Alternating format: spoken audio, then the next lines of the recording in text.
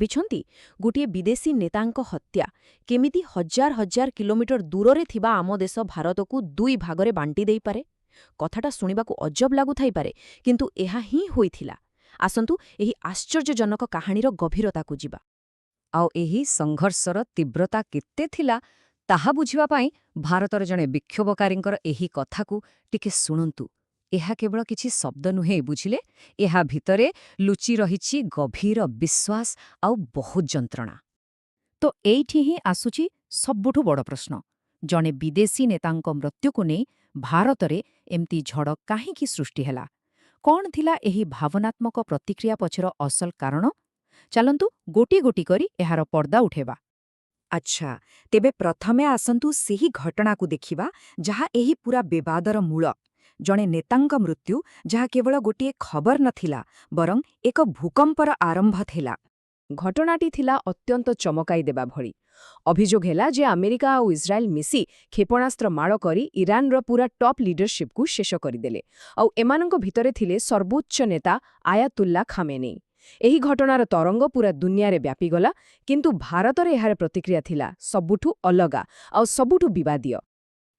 ତେବେ ଆନ୍ତର୍ଜାତୀୟ ଘଟଣାକ୍ରମରୁ ଆସିବା ସିଧା ଆମ ଦେଶ ଭିତରକୁ। ଦେଖିବା ଏହି ଗୋଟିଏ ଘଟଣା ଏଠି କେମିତି ଏକ ବିଭାଜନର ରେଖା ଟାଣିଦେଲା। ଦେଖନ୍ତୁ, ଭାରତରେ ଦୁଇଟି ସମ୍ପୂର୍ଣ୍ଣ ଅଲଗା ଚିତ୍ର ଦେଖିବାକୁ ମିଳିଲା। ଗୋଟିଏ ପଟେ କିଛି ଲୋକଙ୍କ ପାଇଁ ଏହା ଥିଲା ଏକ ଗଭୀର ଦୁଃଖ ଆଉ ଶୋକର ସମୟ, ଆଉ ଅନ୍ୟପଟେ ଆଉ କିଛି ଲୋକଙ୍କ ପାଇଁ ଏହା ଥିଲା ଘୃଣା ଆଉ କ୍ରୋଧର କାରଣ, କାରଣ ସେମାନଙ୍କ ମତରେ ଜଣେ ଅତ୍ୟାଚାରୀ ଶାସକଙ୍କ ପାଇଁ ଶୋକ କରିବା ସମ୍ପୂର୍ଣ୍ଣ ଭୁଲ। ଯେଉଁମାନେ ଶୋକ କରୁଥିଲେ ସେମାନଙ୍କର କଥା ଥିଲା ସିଧା।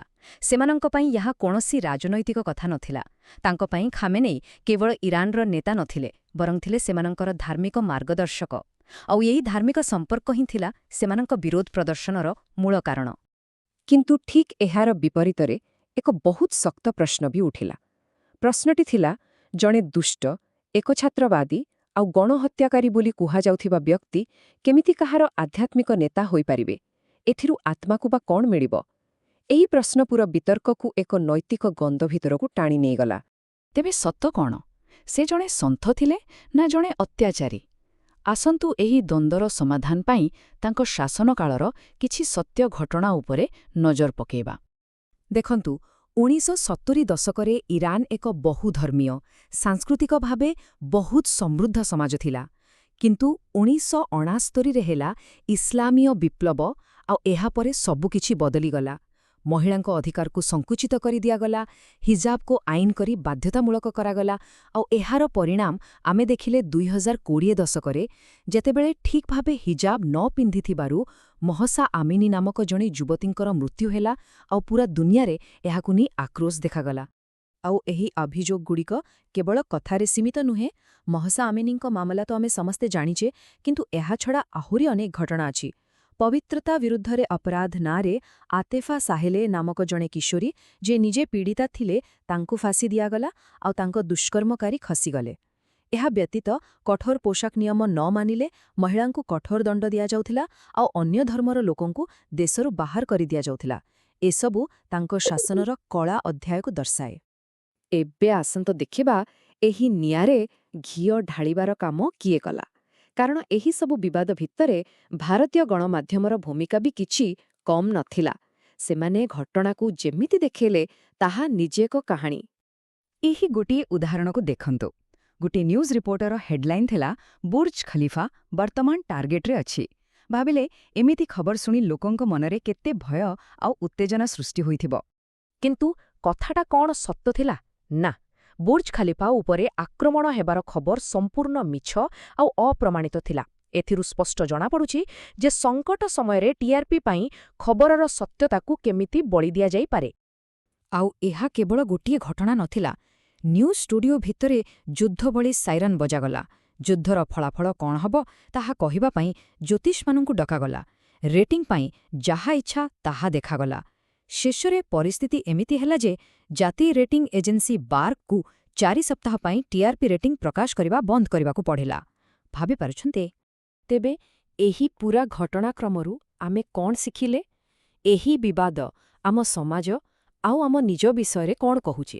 ଆସନ୍ତୁ ଏହାର ଗଭୀରତାକୁ ଯିବା।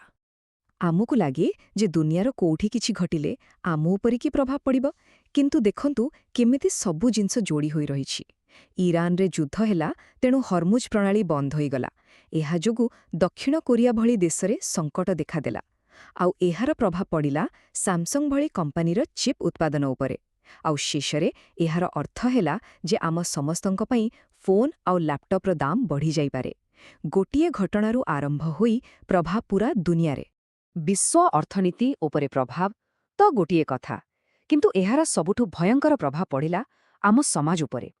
ଏହି ଘଟଣା ଆମ ସମାଜ ପାଇଁ ଗୋଟେ ଆଇନା ଭଳି କାମ କଲା, ଆଉ ସେହି ଆଇନାରେ ଆମ ଭିତରେ ଥିବା ଗଭୀର ଫାଟଗୁଡ଼ିକ ସ୍ପଷ୍ଟ ଦେଖାଗଲା।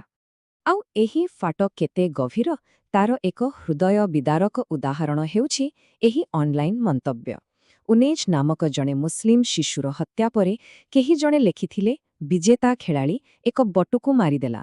ଏହା କେବଳ କିଛି ଶବ୍ଦ ନୁହେଁ, ଏହା ଆମ ସମାଜର ଏକ କଡ଼ା ସତ। ଭାବନ୍ତୁ ଟିକେ, ଏହି ମନ୍ତବ୍ୟ କେତେ ଭୟଙ୍କର। ଏହା ଦେଖାଉଛି ଯେ ଆମେ ବିଚାରଧାରାର ଲଢ଼େଇରେ ଏତେ ଅନ୍ଧ ହୋଇଯାଇଛୁ ଯେ ଆମ ଭିତରୁ ମାନବିକତା ଆଉ ସହାନୁଭୂତି ବି ଶେଷ ହୋଇଯାଉଛି। ଏଠି ଜଣେ ନିରୀହ ଶିଶୁର ମୃତ୍ୟୁ ବି ନିଜର ବିଚାରଧାରାକୁ ଠିକ୍ ବୋଲି ପ୍ରମାଣ କରିବା ପାଇଁ ଏକ ଅସ୍ତ୍ର ପାଲଟି ଯାଉଛି। ତେଣୁ ଶେଷରେ ପ୍ରଶ୍ନ ଏଇଆ ରହୁଛେ, ଯେତେବେଳେ କୌଣସି ବିଶ୍ୱସ୍ତରୀୟ ଘଟଣା ଆମ ସମାଜକୁ ଆଇନା ଦେଖାଏ, ସେହି ଆଇନାରେ ଆମେ ନିଜର କେଉଁ ଚେହେରା ଦେଖୁ? ଏହି ପ୍ରଶ୍ନ ସହିତ ଆଜିର ଆଲୋଚନାକୁ ଏଇଠି ଶେଷ କରୁଛୁ। ଚିନ୍ତା କରିବା ପାଇଁ।